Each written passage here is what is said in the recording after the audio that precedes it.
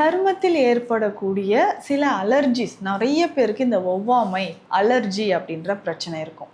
So இந்த allergy நமக்கு சரியாகணும்னா என்னென்ன பண்ணலாம், எதனாலங்க இந்த அலர்ஜி இந்த மாதிரி இருக்கும்போது நம்ம உடல்ல இந்த அலர்ஜி அப்படின்னு சொல்லக்கூடிய இந்த பிரச்சனை எப்படி சரி செய்யலாம்? ஒரு சிலர் என்னன்னா ஓகே எனக்கு சரியாயிடுச்சுன்னு நினச்சிங்க, ஒரு 3 to 4 months நான் ரொம்ப ஓகே அது சரியாக ஆயிடுச்சுன்னு நினைக்கும் போது திடீர்னு வந்துருச்சு ஒரு நாள். பொதுவாகவே இந்த அர்டிகேரியா அப்படின்னு சொல்கிற பிரச்சனையும் நம்ம ஸ்கின்ல அடிக்கடி ஏற்படக்கூடிய சருமம் சார்ந்து வரக்கூடிய பிரச்சனைகளோ அரிப்பு அதிகமாக இருக்கிறதோ, ஒரு சிலருக்கு பார்த்தோம்னா வியர்வை, ஸோ அதிகமான வியர்வை படும் போதே நமக்கு என்ன ஆகும்னா அந்த இடத்துல வியர்வை படக்கூடிய இடங்கள்லாம் அதிகமான ஒரு அரிப்பு ஏற்பட ஆரம்பிச்சிடும்.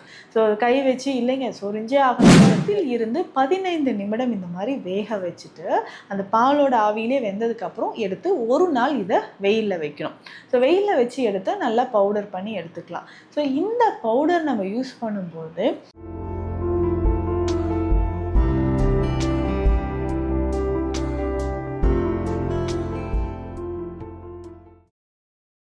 வரம் நேயர்களுக்கு வணக்கம். நான் டாக்டர் நித்யா, சித்தா ஃபிசிஷியன். சருமத்தில் ஏற்படக்கூடிய சில அலர்ஜிஸ் நிறைய பேருக்கு இந்த ஒவ்வாமை அலர்ஜி அப்படின்ற பிரச்சனை இருக்கும். ஸோ இந்த அலர்ஜி நமக்கு சரியாகணும்னா என்னென்ன பண்ணலாம், எதனாலங்க இந்த அலர்ஜி ஏற்படுது? ரொம்ப வருஷமாக நான் இதனால் அவதிப்படுறேன். நார்மலாக இருக்குங்க, ஒரு 2-3 நாள் நான் நார்மலாக இருப்பேன். திரும்பவும் பார்த்தோம்னா எனக்கு ஸ்கின்ல அப்படியே எங்கேயாவது ஒரு இடத்துல லைட்டாக குத்துற மாதிரி ஒரு வலி இருக்கும். அதுக்கப்புறம் ரொம்ப பெயின் ஆகி எனக்கு இச்சிங் அரிப்பு அதிகமாகிடுது.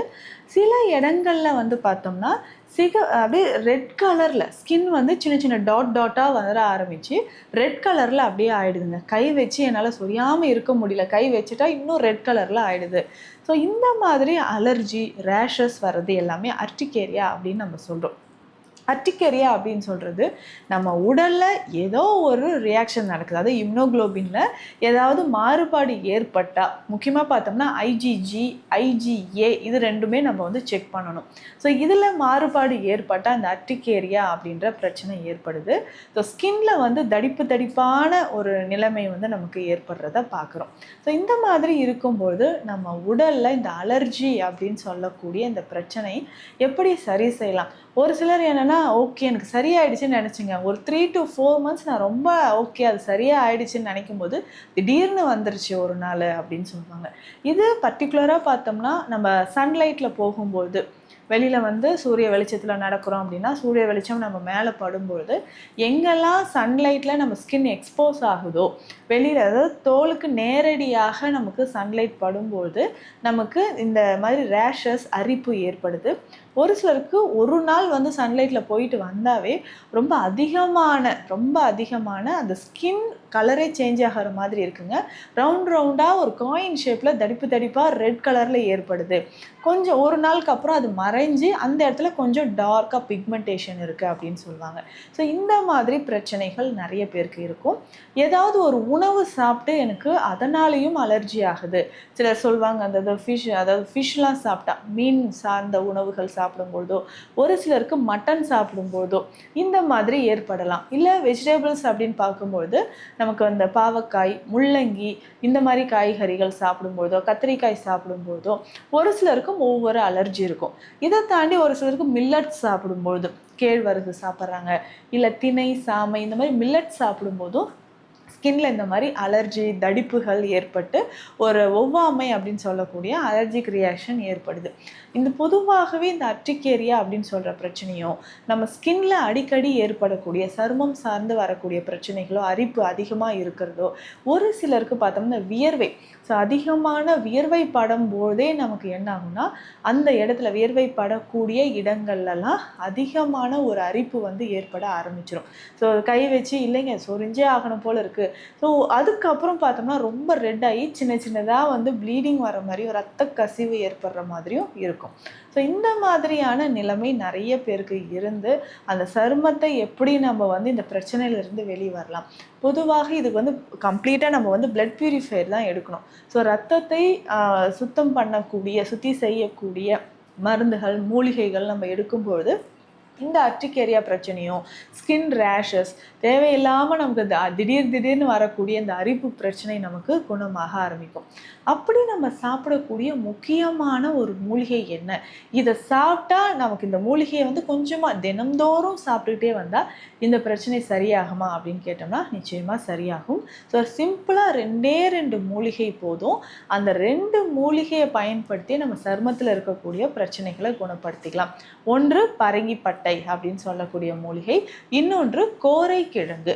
ஸோ இந்த 2 மூலிகையோட பொடியும் நம்ம எடுத்துக்கணும். ஸோ இந்த மெடிசன் எப்படி நம்ம ரெடி பண்ண போகிறோம்னா, இந்த பரங்கிப்பட்டை பொடி இருக்கு இல்லைங்களா, இதை வந்து நம்ம சித்தா மருந்தகங்கள்லேயே இருக்கும், நம்ம வாங்கிக்கணும். அதனுடைய கோரைக்கிழங்கு பொடி 2மே சம அளவு எடுத்து கலந்து பாலில் பிட்டவியல் செய்யணும். மறக்காமல் பாலில் பிட்டவியல் செய்து பயன்படுத்தும் பொழுது அதனோட பலன் ரொம்ப அதிகமாக இருக்கும். ஒரு பாத்திரத்தில் நம்ம வந்து கீழே பால் வச்சுட்டு அதுக்கு மேலே நம்ம வந்து துணி ஒரு நல்ல ஒரு ஒயிட் கலரில் இருக்கக்கூடிய ஒரு காட்டன் கிளாத் கட்டினதுக்கப்புறம் அதுக்கு மேலே இந்த பவுடர்ஸை வச்சுட்டு இதை அதுக்கப்புறம் மூடிட்டு அந்த பாலோட ஆவியில் இது வேகிற மாதிரி வைக்கணும். பொதுவாக நம்ம வீட்டில் சமையல் செய்கிற போது இட்லி செய்யக்கூடிய பாத்திரத்து மேலே ஒரு கிளாத் வச்சு அது மேலே கூட இந்த பவுடரை வச்சு நம்ம நல்லா வேக வைக்கலாம். ஒரு 10 இருந்து 15 நிமிடம் இந்த மாதிரி வேக வச்சுட்டு அந்த பாலோட ஆவியிலே வெந்ததுக்கப்புறம் எடுத்து ஒரு நாள் இதை வெயிலில் வைக்கணும். ஸோ வெயிலில் வச்சு எடுத்து நல்லா பவுடர் பண்ணி எடுத்துக்கலாம். ஸோ இந்த பவுடர் நம்ம யூஸ் பண்ணும்போது எத்தனை நாட்பட்டு இருக்கக்கூடிய ஸ்கின் ப்ராப்ளம், அலர்ஜி இருக்குது, ஸோ பிளட்டை வந்து பியூரிஃபை பண்ணணும். நம்ம பிளட்டில் வந்து டாக்ஸின்ஸ் நிறைய இருந்தாலே சருமத்தில் பாதிப்பு ஏற்படும். இன்டர்னல் ஆர்கன்ஸ் உள் உறுப்புகள்லையும் பாதிப்பானது ஏற்படுது. ஸோ தொடர்ந்து வந்து இதை நம்ம ஃபாலோ பண்ணிக்கிட்டே வரும்பொழுது எவ்வளவு நாள்பட்ட அலர்ஜியாக இருந்தாலும் நமக்கு சரியாகுது. ஸோ இதை வந்து நம்ம ஃபாலோ பண்ணணும்னா எத்தனை நாட்களுக்கு ஃபாலோ பண்ணணும், எந்த அளவுக்கு இந்த மருந்தை எடுக்கணும் அப்படின்னா, இது வந்து ஒரு 1/2 ஸ்பூன் அளவுக்கு எடுக்கலாம். ஸோ 1/2 ஸ்பூன் அப்படின்னு சொன்னாலும் ஒரு 4 கிராம் கணக்கில் சொன்னோம்னா 4 கிராம்ஸ் எடுக்கலாம். 4 கிராம்ஸ் அளவு எடுத்து பாலில் கலந்து சாப்பிடணும். இல்லைன்னா வெதுவெதுப்பான தண்ணீர் இதில் கலந்து இந்த மூலிகை மருந்தை நம்ம சாப்பிடும்பொழுது கொஞ்சம் கொஞ்சமாக நம்ம பிளட்டில் இருக்கக்கூடிய டாக்ஸின்ஸ் வந்து குறைய ஆரம்பிக்குது. நமக்கு இந்த மாதிரி சருமத்தில் ஏற்படக்கூடிய அலர்ஜி வந்து குறையும். அதுக்கப்புறம் ஒவ்வாமை அப்படின்னு சொல்லக்கூடிய அலர்ஜியோ இல்லை இச்சிங் இருக்குது, நிறைய பேருக்கு சருமத்தில் இச்சிங் இருக்குது, அர்டிகேரியா அப்படின்னு சொல்லக்கூடிய ப்ராப்ளம் இருக்குன்னா அதை சரியாகிறதுக்கும் இந்த மூலிகையை பயன்படுத்தலாம். அதுக்கப்புறம் எக்ஸ்டர்னலாக வெளிப்பிரயோகமாக வந்து பார்த்தோம்னா நிறைய தைல வகைகள் சித்த மருத்துவத்தில் இருக்குது. இதில் ஸ்பெஷலாக வந்து பார்த்தோம்னா சரும சாந்தி தைலம் அப்படின்ற ஒரு தைல வகை. ஸோ இந்த தைலம் நம்ம கிளினிக்கில் இது வந்து ஸ்பெஷல் மெடிசனாக கொடுத்துட்ருக்குறோம்.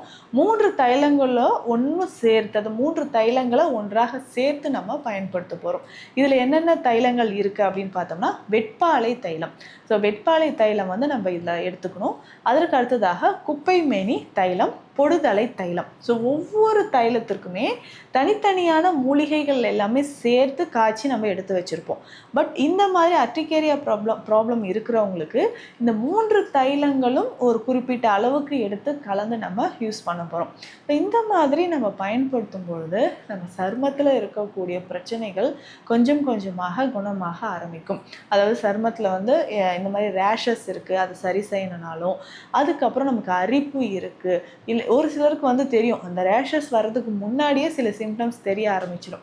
ஸோ அந்த மாதிரி இருந்தால் அதை சரி செய்கிறதுக்கு நம்ம இந்த தைலத்தை பயன்படுத்தலாம். இப்போ ஸ்கின்ல வந்து ரேஷஸ் இருக்குது, அலர்ஜி இருக்குது, அதிகமான ஸ்வெட்டிங் வியர்வையினால் வரக்கூடிய பிரச்சனைகள், ஸோ இதை சரி செய்கிறதுக்கும் நம்ம இந்த தைலத்தை பயன்படுத்தலாம்.